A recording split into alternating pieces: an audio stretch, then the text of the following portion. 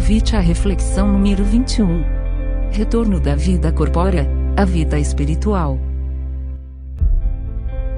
Olá, meus irmãos em Cristo. Aqui é Cláudia Ana Teixeira e venho no dia de hoje convidá-los para refletirmos juntos sobre o tema que nos foi proposto, que trata do retorno da vida corpórea à vida espiritual. Eu gostaria então de começar esta reflexão pelo princípio básico da doutrina espírita, que se fundamenta na crença da imortalidade da alma, e considera que o mundo espiritual é um mundo normal, que preexiste e sobrevive a tudo, como assim está descrito na introdução de O Livro dos Espíritos, onde o mundo corporal, portanto, é secundário, no qual o espírito se reveste temporariamente de um invólucro material perecível e que, ao morrer, retorna ao estado de liberdade. Pois bem, meus irmãos, as explicações acima nos mostram que, ao encarnar, estamos todos condicionados à matéria, cada qual trazendo na bagagem, quando aqui chega, a sua necessidade de aprimoramento junto a um planeta de provas e expiações, com um tempo mais ou menos pré-determinado de retorno para a pátria espiritual. Digo mais ou menos pré-determinado, pois essa condição pode ser alterada para um tempo maior ou menor de permanência, que vai depender do progresso ou comprometimento alcançado ao longo da nossa jornada terrestre. Essas explicações nos ajudam a entender e a trazer para a consciência algo fundamental. Estamos todos aqui de passagem e não sabemos nem quando, nem como iremos desencarnar, e que a vida traz como condição natural a morte. E o momento atual nos faz pensar mais intensamente sobre isso, não é mesmo? Principalmente na morte, provocando medo, angústia e, junto com isso, toda sorte de pensamentos negativos que só contribuem para contaminar ainda mais o nosso campo vibratório e também a psicosfera do nosso planeta. Estamos vivendo tempos difíceis que nos põem à prova e nos convidam ao testemunho de fé. De um momento para o outro nos vimos isolados, privados do contato físico junto de nossos familiares e amigos. Muitos perderam o emprego e tiveram a vida virada de cabeça para baixo, o que se agrava ainda mais ao vermos nossos entes queridos partirem sem que, na maior parte dos casos, possamos nos despedir. E por mais que saibamos que a vida continua, reconhecer e aceitar a morte não é tão simples. Não é fácil ver quem amamos partir, até porque biologicamente somos programados para sobreviver e nossos instintos nos conduzem para uma vida gregária, pois no grupo somos mais fortes, o que faz com que o apego à vida e às pessoas seja potencializado. Mas enquanto vou refletindo sobre tudo isso, me recordo das palavras do Mestre Jesus no Evangelho de João, capítulos 10 e 11. Eu vim para que tenham vida e a tenham com abundância. Eu sou a ressurreição e a vida. Quem crê em mim, ainda que esteja morto, viverá, e todo aquele que vive e crê em mim nunca morrerá. E mais adiante, no capítulo 14, ele nos diz que não nos deixaria órfãos, que rogaria ao Pai e ele nos enviaria o Consolador prometido, que hoje sabemos se tratar da doutrina dos Espíritos.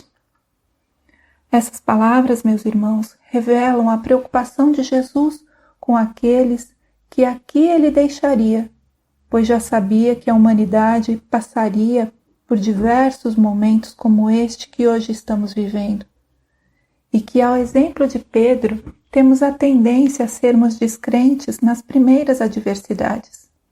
E por essa razão acrescentou: se me amais, guardai os meus mandamentos. Já é sabido por todos que o nosso planeta está em processo de transição planetária, de um mundo de provas e expiações para o de regeneração. Porém, para que isso aconteça, é necessário despertar o máximo possível de consciências para o amor e para o bem.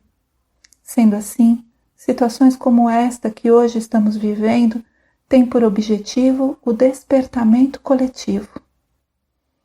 Ouçam o que diz o espírito Manuel Filomeno de Miranda no livro Transição Planetária, de psicografia de Divaldo Pereira Franco.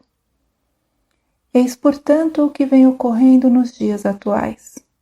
As dores atingem patamares quase insuportáveis e a loucura que toma conta dos arraiais terrestres tem caráter pandêmico ao lado dos transtornos depressivos, da drogadição, do sexo desvairado, das fugas psicológicas espetaculares, dos crimes, do desrespeito às leis e à ética, da desconsideração dos direitos humanos, dos animais e da natureza. Chega-se ao máximo do desequilíbrio, facultando a interferência divina a fim de que se opere a grande transformação de que todos nós temos necessidade urgente. Essa mensagem foi psicografada em 9 de abril de 2010 e teve por objetivo nos alertar para o que estaria por vir, assim como o último capítulo de A Gênese nos fala que os tempos são chegados.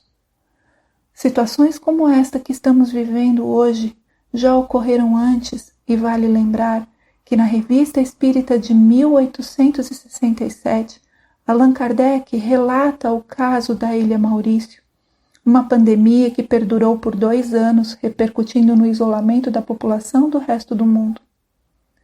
As leis de causa e efeito nos mostram que o que se repete é porque ainda não foi aprendido, muitas vezes por inconsciência, e leva à invigilância e ao descuido. O processo pelo qual a humanidade atravessa hoje é um convite à ressignificação e renovação de nossas atitudes e valores, a exigir de nós a paciência para suportar e resiliência para superar as perdas, sobretudo daqueles que amamos. E por falar em ressignificar, quando os que amamos retornam à vida espiritual, não os perdemos, pois o amor permanece. Ficam as lembranças de tudo o que de bom foi vivido junto desta pessoa. Os laços permanecem e garantem o reencontro em outros tempos. Morrer não é uma perda fatal, explica o espírito Hamed. Não é um mal, é um essencial processo de harmonização da natureza. Ou seja, meus irmãos, quando para cá viemos, sabíamos que teríamos de voltar e que isso não se daria de outra forma senão através da morte. Precisamos entender que esses irmãos que estão desencarnando coletivamente neste período se comprometeram com a programativa desse momento, assim como nós que aqui ficamos. E cada um escolheu de que maneira iria experienciar a sua jornada terrestre. Mas ninguém está desamparado. Diversas equipes espirituais estão a postos no socorro e amparo tanto de encarnados quanto de desencarnados. Procuremos nesse momento manter a nossa esperança e também a fé, pois também nos disse o Mestre: buscai e achareis, batei e abrir-se-vos-á, e tudo aquilo que pedirdes em meu nome eu farei. Enquanto eu terminava as minhas reflexões para esse áudio, eis que a presença do Mestre se confirma. Meu filho chegou do trabalho com um livro que havia ganhado de uma colega e me entregou dizendo: mãe, acho que esse livro vai interessar mais para você. Pois bem, o título deste livro é 5 Minutos com Jesus, Mensagens Diárias para 2020. Abri na página referente ao dia 1º/10 e eu vou ler a mensagem. Pesadas nuvens de sofrimento. Faze com que prosperemos de novo, ó Deus Todo-Poderoso. Mostra-nos tua misericórdia e seremos salvos. Salmos, capítulo 80, versículo 19. A vida nem sempre é tranquila e cheia de calmarias. São muitas as vezes em que carregamos sofrimentos diversos em nosso coração.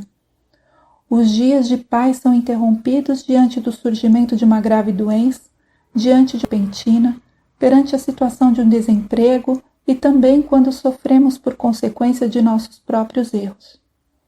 A história nos ensina de que esta não é uma experiência apenas nossa, mas é algo que aconteceu também com o povo de Deus.